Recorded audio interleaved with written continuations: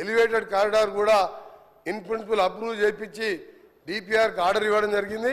అది Amrabad tiger forest మీదుగా ప్రకాశం ఆంధ్రాకు పోవాలంటే 60 కిలోమీటర్లు తక్కువైతుంది. అది రిజర్వ్ ఫారెస్ట్ కాబట్టి ల్యాండ్ ఫారెస్ట్ వాళ్ళు ఇయ్యరని చెప్పి ఫ్లైఓవర్ కడుతున్నాం. దాన్ని కూడా ఇన్ ప్రిన్సిపల్గా ఒప్పించాం. దాంతోపాటు ఈరోజు విజయవాడకు కూడా మార్చి వరకు దాని డిపిఆర్ టెండర్ పిలిచినాం, 6 లేన్గా చేస్తున్నాం. అలాగే గౌరవ సభ్యులు చెప్పిన హరీష్ బాబు గారు చెప్పిన రామగూడెం రోడ్డు కూడా నేషనల్ టేక్ ఓవర్ చేయండి. 2035 వరకు ఉన్న అది టర్నింగ్స్తో రోడ్డు కూడా సేఫ్టీ లేదు, దాన్ని కూడా నేషనల్ హైవే తీసుకోవాలని ప్రయత్నం చేస్తున్నాం. తప్పకుండా రాష్ట్రంలో ఒకటే అధ్యక్ష మా టార్గెట్ అన్ని ప్రాజెక్టుతో ప్రతి విలేజ్ నుంచి మండల కేంద్రానికి సింగిల్ బీటీ రోడ్, మండల కేంద్రానికి వెళ్ళి district head quarter double 2 lane road. వీళ్ళు 10 ఏళ్ళ చేసింది ఏమీ లేదు అధ్యక్ష, చేసిన 99% అట్లా చెప్పడానికి కూడా కొంచెం అధ్యక్ష వీళ్ళ ఒక నిమిషం అధ్యక్ష 99% అయిపోతే మాకు పనే లేదు అధ్యక్ష. ఇప్పుడు మీకేం పనింది? మీరు ఆర్ఎండ్బి శాఖ మంత్రిగా అధ్యక్ష వారు మా గౌరవ సభ్యులు అంటే ప్రశాంత్ రెడ్డి గారిని మాకు గౌరవం. వారు ఆర్ఎండ్బి శాఖ మంత్రిగా కేసీఆర్ గారికి దగ్గర మనిషి, చండీ యాగాలు రుద్రయాగాలు చేసి కానీ రోడ్ల గురించి ఎప్పుడు పట్టించుకోలే. నువ్వు 99% చేస్తే నాకేం పని ఉండే? మా సీతక్కకేం పని ఉండే? ఒక్క రోడ్ లేదు అధ్యక్ష. ఆయన 99% చేసినట్ట ఉప్పల్ రోడ్ అధ్యక్ష. సార్ దానికి టైం ఇవ్వాలి సార్. ఉప్పల్ సెంటర్ పోదాం అధ్యక్ష. లక్షల మంది రోజు వరంగల్ పోతారు, భువనగిరి పోతారు, యాదగిరి గుట్టకు 1,00,000 మంది భక్తులు పోతారు. 7 ఏళ్ళు అయింది. ఏంది అధ్యక్ష ఈ గవర్నమెంట్ 10 ఏళ్ళ గవర్నమెంట్ ఉన్నట్ట పిల్లలు చేసి వదిలిపెట్టిన అధ్యక్ష. నేను కింద రోడ్స్ ఆగండి, కొంచెం వాస్తవాలు చెప్పాలి. హరీష్ రావు గారు బాగా చేసిన లేదు. హరీష్ రావు గారు సార్ హరీష్ రావు గారు దయచేసి హరీష్ రావు గారు చెప్తారు సార్. మీరు ఇంతకుముందు గౌరవ సభ్యులు ఇంతకుముందు ఫీజు రియంబర్స్మెంట్ మాట్లాడదా, ఇది ముఖ్యమైన విషయం. హరీష్ రావు గారికి మీ ద్వారా హరీష్ రావు గారికి మీ ద్వారా రిక్వెస్ట్ చేస్తున్నా హరీష్ రావు గారికి సీనియర్ సభ్యులు హరీష్ రావు గారు రిక్వెస్ట్ చేస్తున్నారు సార్. రిక్వెస్ట్ అని చెప్తున్నా కూడా కూర్చుంటలేదు ఆయనకు నిజంగా ఆయనకు మర్యాద ఉంటే నేను రిక్వెస్ట్ అని చెప్తున్నా సార్. నేను రిక్వెస్ట్ చేస్తున్నా.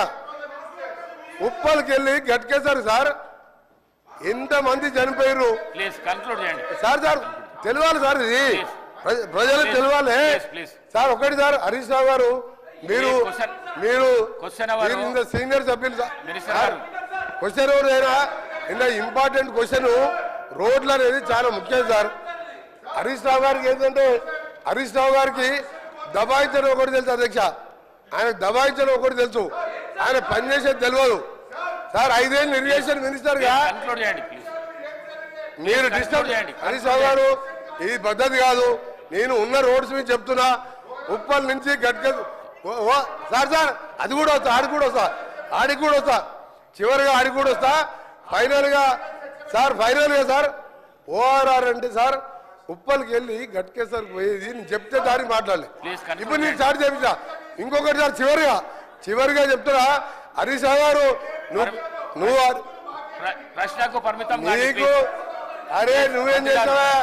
నువ్వు కమిషన్ తీసుకొని కూలిపోయే కాళేశ్వరం ఎట్లా కమిషన్ తిన్నావు నీకేం తెలుసు సార్? ఒక నిమిషం లాస్ట్ విషయం సార్. ఓఆర్ఆర్ సార్ ఇవాళ హైదరాబాద్ ప్రపంచ పటంలో పెట్టింది కాంగ్రెస్ ప్రభుత్వం. ఓఆర్ఆర్ నిర్మించి 6,500 కోట్ల జైకా ఫండ్స్ తోని 1000 ఎకరాలు సేకరిస్తే ఆ రోడ్డుతో హైదరాబాద్ కోకాపేట్ ఫైనాన్షియల్ డిస్ట్రిక్ట్ అదే ఏరియాలో ఎయిర్పోర్ట్ కడితే కోకాపేట అమ్ముకున్నారు అధ్యక్ష.